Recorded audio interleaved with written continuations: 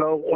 ដេញមិនតាក់ទងនឹងរឿងអីទេព្រោះហ្នឹងហើយលោកសូមលាចាកសិក្ខាបទទៅថ្វាយបង្គំសម្ដេចធំប្រហែលមួយខែមុនទៅហើយព្រោះមិនមែនទេនោះប៉ុន្តែគាត់ថាលោកមិនស្បផ្សាយណាការលាចាកសិក្ខាបទហ្នឹងនោះតបពីនេះទៅតើមានប្រសងអង្គណាទៀតដែលនឹងគ្រងលាចាកសិក្ខាបទទៀតទេព្រះអង្គនៅសង្ឃល្បីៗអត់ដឹងទេព្រោះអត់មានទាន់ដឹងឮតំណឹងហើយអង្គណាទៀតទេ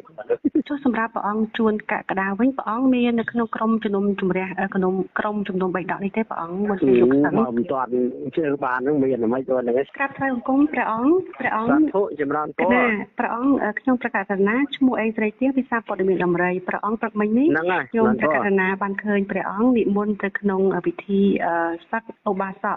ជួនកក្កដាព្រះអង្គពេលនេះបន្ទាប់ពីសឹកហើយមានការលើកឡើងតាមបណ្ដាសង្គមអ្នកខ្លះក៏ស្រោបអ្នកខ្លះក៏ថាសឹកនេះដោយសារតែរឿងបត្រៃបិដកអីចឹងទៅព្រះអង្គដែលនិមន្តទៅផ្ទាល់ហ្នឹងព្រះអង្គអាចបកស្រាយយ៉ាងម៉េចដើម្បីឲ្យមហាជនយល់តាមដែល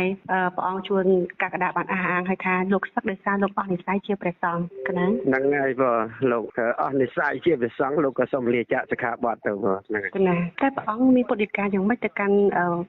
តាមបណ្ដាសង្គមដែលលើកឡើងមតិផ្ទុយគ្នាទេព្រះអង្គអាចមានសន្និកាបន្តិចបានទេព្រះអង្គលោកដេញមិនតាក់ទងនឹងរឿងអីទេព្រោះហ្នឹងហើយលោកសូមលាចាកសិក្ខាបទទៅថ្វាយបង្គំសម្ដេចធំប្រហែលមួយខែមុនទៅហើយព្រោះមិនមែនទេនោះប៉ុន្តែគាត់ថាលោកមិនស្បផ្សាយណាការលាចាកសិក្ខាបទហ្នឹងនោះមុននេះព្រះអង្គមានសន្និកាថាទៅថ្វាយសម្ដេចសង្ឃធំសម្ដេចសង្ឃធំសម្ដេចសង្ឃមុនថ្ងៃនេះពេលដែលទៅថ្វាយបង្គំហ្នឹងលោកបានប្រាប់យ៉ាងម៉េចទៅសម្ដេចសង្ឃធំព្រះអង្គប្រាប់ថានឹងខ្ញុំកណាហ្នឹងចង់ថាសូមថ្វាយបង្គំលាសម្ដេចអស់និស្ស័យអ្នកបួសណាទៅជាក្រហមវិញហ្នឹងហើយសម្រាប់ព្រះអង្គខឹមសនវិញព្រះអង្គមានការសោកស្ដាយទេនៅពេលដែលព្រះអង្គជួនកក្កដាដែលជួយពុទ្ធបរិស័ទច្រើនមែនទែនអាត្មានឹងបានជួបដល់កាលលោកទៅលាសម្ដេចហ្នឹងក៏ប្រាប់ដែរថាដែលយេស្ដាយណាគណៈសង្ឃចង់ឲ្យមានប្រសង់ដែលចេះដឹងធម៌វិន័យហ្នឹងនៅគង់នៅឲ្យបានច្រើនដើម្បីជួយបម្រើពុទ្ធសាសនានិងសង្គមប៉ុន្តែបើអស់និស្ស័យមិនដឹងធ្វើម៉េចហ្នឹងណាបងព្រះអង្គពេលនេះសង្ឃដែលល្បីជួយសង្គមហ្នឹងគឺបានសឹក2អង្គហើយគឺព្រះសង្ឃតាសុជានិងព្រះសង្ឃជួនកក្កដាបន្ទាប់ពីនេះទៅតើមានព្រះសង្ឃអង្គណាទៀតដែលនឹងគ្រងលាចាកសិក្ខាបទទៀតទេព្រះអង្គនៅសង្ឃល្បីដឹងទេបើអត់មានទាន់ដឹងឮតំណឹងហើយអង្គណាទៀតទេកណាបើព្រះអង្គមិនទាន់ដឹងតើព្រះអង្គអាចមានជាអាវ៉ាន់យ៉ាងណាទៅកាន់ព្រះសង្ឃដែលជួយសង្គមច្រើនមិនឲ្យសឹកឬមួយក៏នៅបន្តជួយពុទ្ធសាសនាព្រះអង្គគណៈសង្ឃតែងតែអញ្ចឹងហើយតែងតែ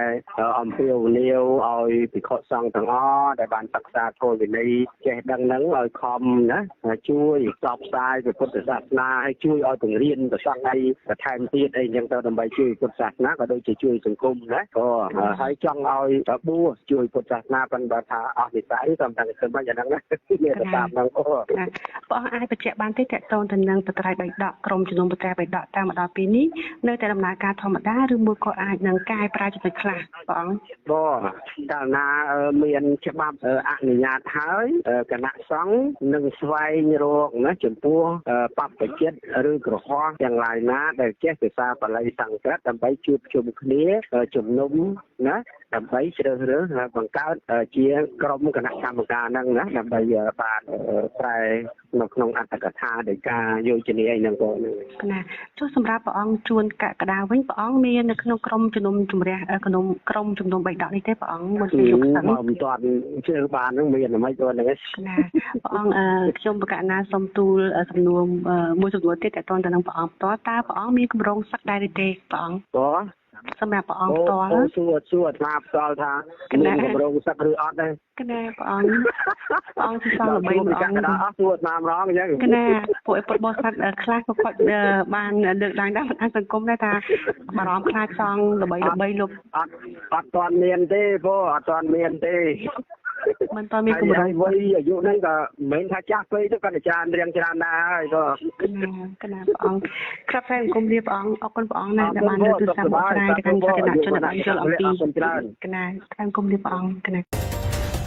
ឧបត្ថម្ភធំដោយគិតពីសុខភាពនឹកដល់ទឹកត្រជាក់កម្ម Blackburn ម៉ូតូអគ្គិសនី JB ធ្វើដំណើរ100គីឡូម៉ែត្រចំណាយត្រឹមតែ 2,200 រៀលប៉ុណ្ណោះ JB